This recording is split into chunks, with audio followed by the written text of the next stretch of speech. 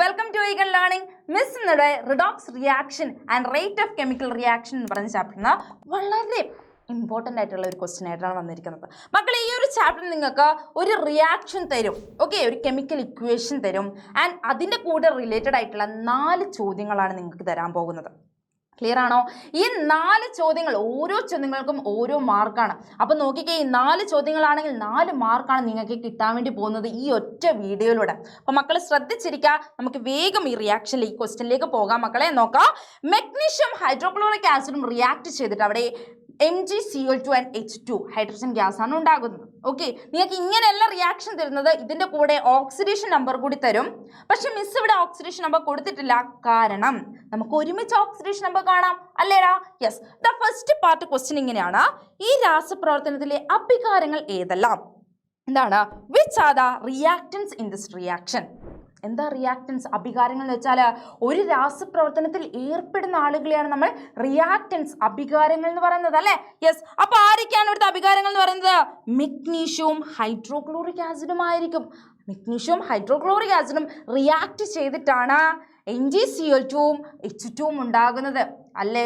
Yes. അപ്പൊ അഭികാരങ്ങൾ okay ആയി. ഇനി രണ്ടാമത്തെ ക്വസ്റ്റ്യൻ നോക്കാം. രണ്ടാമത്തെ ക്വസ്റ്റ്യൻ ഇങ്ങനെയാണ്: ഓക്സിഡേഷൻ നമ്പർ കൂടുന്ന ആറ്റം ഏതാണ്? Oxidation number of which atom is increased? അപ്പൊ നമുക്ക് എന്തറിയണം? യെസ്, ഓക്സിഡേഷൻ നമ്പർ അറിയണം. ഈ ഒരു റിയാക്ഷനുള്ള ഓരോ എലമെന്റ്സിന്റെയും ഓക്സിഡേഷൻ നമ്പർ അറിഞ്ഞിരിക്കണം. എങ്ങനെയാണ് ഓക്സിഡേഷൻ നമ്പർ കാണുന്നത്? മക്കളെ ശ്രദ്ധിക്കുക. ഓക്സിഡേഷൻ നമ്പർ കാണുമ്പോൾ കുറച്ച് കാര്യങ്ങൾ നിങ്ങൾ അറിഞ്ഞിരിക്കണം. ഒരു ആറ്റം, ഒരു എലമെന്റ് ഒറ്റയ്ക്ക് നിൽക്കുകയാണ്. ഇവിടെ നോക്കിക്കേ, മെഗ്നീഷ്യം ഒറ്റയ്ക്ക് നിൽക്കല്ലേ? യെസ്. അങ്ങനെയാണെങ്കിൽ ഇതിന്റെ ഓക്സിഡേഷൻ നമ്പർ എന്ന് പറയുന്നത് 0 ആയിരിക്കും. ഓക്കെ, മെഗ്നീഷ്യത്തിന്റെ ഓക്സിഡേഷൻ നമ്പർ എന്ന് പറയുന്നത് 0 ആയിരിക്കും, ഒറ്റയ്ക്ക് നിൽക്കുകയാണ്. ക്ലിയർ ആണോ? ഇനി 2HCl ഹൈഡ്രജന്റെയും ക്ലോറിന്റെയും ഓക്സിഡേഷൻ നമ്മൾ കാണാനുണ്ട്. ക്ലോറിന്റെ ഓക്സിഡേഷൻ നമ്പർ നമുക്കറിയാം, എത്രയാണ്? -1 ആണ്. ഹൈഡ്രജന്റെ ഓക്സിഡേഷൻ നമ്പർ +1 ആണ്. നിങ്ങളുടെ ടെക്സ്റ്റ് ബുക്കിൽ ഒരു ബോക്സ് കൊടുത്തിട്ടുണ്ട്, അത് അതേപോലെ പഠിച്ചു വെക്കാം. ക്ലിയർ ആണോ? അതിൽ ഈ കാര്യങ്ങളൊക്കെ ഉണ്ട്. ഓക്കെ, ഇനി MgCl2 മെഗ്നീഷ്യത്തിന്റെയും ക്ലോറിന്റെയും ഓക്സിഡേഷൻ നമുക്ക് കാണാനുണ്ട്. ക്ലോറിന്റെ നമുക്കറിയാം, ക്ലോറിന്റെ എത്രയാണ്? -1 ആണ്, അല്ലേ? -1 ആണ് നമ്മുടെ ക്ലോറിന്റെ ഓക്സിഡേഷൻ നമ്പർ എന്ന് പറയുന്നത്. ഇനി 2 ക്ലോറിൻ ഉണ്ട്. മക്കളെ, ഒരു തന്മാത്രയിലെ, ഒരു മോളിക്യൂളിലെ ഓരോ ആറ്റങ്ങളുടെയും ഓക്സിഡേഷൻ നമ്പറിന്റെ തുക എന്ന് പറയുന്നത് 0 ആവണം. അതായത് ഇവിടെ നോക്കിക്കേ, മെഗ്നീഷ്യം ക്ലോറൈഡ്, അതായത് MgCl2 എന്ന് പറയുന്ന ആള്, അല്ലേ? ഈ ഒരു തന്മാത്രയിൽ മെഗ്നീഷ്യവും ഉണ്ട്, ക്ലോറിനും ഉണ്ട്, അല്ലേ? ഈ മെഗ്നീഷ്യത്തിന്റെയും ക്ലോറിന്റെയും ഓക്സിഡേഷൻ നമ്പർ കൂട്ടിക്കഴിഞ്ഞാൽ അത് എത്ര കിട്ടണം എന്നാ പറയുന്നത്? 0 കിട്ടണം.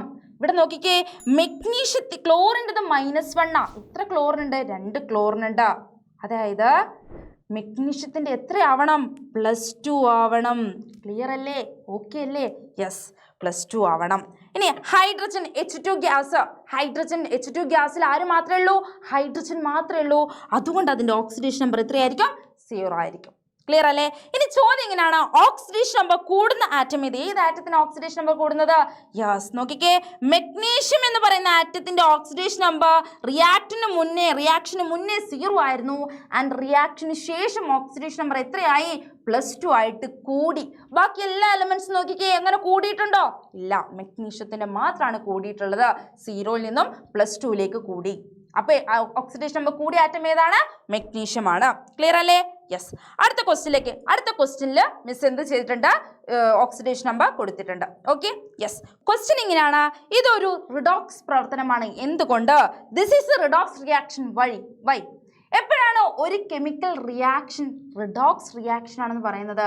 യെസ്, ഒരു രാസപ്രവർത്തനത്തിൽ ഓക്സിഡേഷനും റിഡക്ഷനും സൈമൾട്ടേനിയസ് ആയിട്ട് ഒരുമിച്ച് നടക്കുന്നുണ്ടെങ്കിൽ നമുക്കതിന് എന്ത് പറയാം? റിഡോക്സ് റിയാക്ഷൻ ആണെന്ന് പറയാം, റിഡോക്സ് പ്രവർത്തനമാണെന്ന് പറയാം, അല്ലേടാ? നോക്ക്, ഇവിടെ ഓക്സിഡേഷനും റിഡക്ഷനും ഒരുമിച്ച് നടക്കുന്നുണ്ടോ? നമുക്ക് നോക്കാം. മക്കളെ ശ്രദ്ധിക്കുക, ഓക്സിഡേഷൻ നമ്പർ കൂടുന്ന പ്രവർത്തനത്തെ നമ്മൾ എന്ത് വിളിച്ചു? ഓക്സിഡേഷൻ എന്ന് വിളിച്ചു. ആൻഡ് ഓക്സിഡേഷൻ നമ്പർ കുറയുന്ന പ്രവർത്തനത്തെ റിഡക്ഷൻ എന്ന് വിളിച്ചു, അല്ലേ? നോക്കാം, ഇവിടെ ഓക്സിഡേഷൻ നമ്പർ കൂടിയിട്ടില്ലേ? യെസ്, മെഗ്നീഷ്യം 0യിൽ നിന്നും +2ലേക്ക് കൂടിയിട്ടുണ്ട്. അപ്പൊ അവിടെ ഓക്സിഡേഷൻ സംഭവിച്ചില്ലേ? യെസ്, ഓക്സിഡേഷൻ റിയാക്ഷൻ നടന്നിട്ടുണ്ട് അല്ലെ, ഓക്സിഡേഷൻ നടന്നിട്ടുണ്ട്. ഇനി നോക്കാം, ഇനി ഹൈഡ്രജൻ നോക്കിക്കേ, +1 നിന്നും 0 ഓക്സിഡേഷൻ നമ്പർ കുറഞ്ഞു അല്ലെ, റിഡ്യൂസ് ചെയ്തു. അപ്പൊ അവിടെ ഉണ്ടായ പ്രവർത്തനം ഏതാണ്? റിഡക്ഷൻ ആണ്. എന്താണ്? റിഡക്ഷൻ ആണ്. അപ്പോൾ ഓക്സിഡേഷനും റിഡക്ഷനും ഈ ഒരു രാസപ്രവർത്തനത്തിൽ നടന്നിട്ടുണ്ട്. അതുകൊണ്ട് ഈ ഒരു കെമിക്കൽ റിയാക്ഷൻ നമുക്ക് എന്താണെന്ന് പറയാം?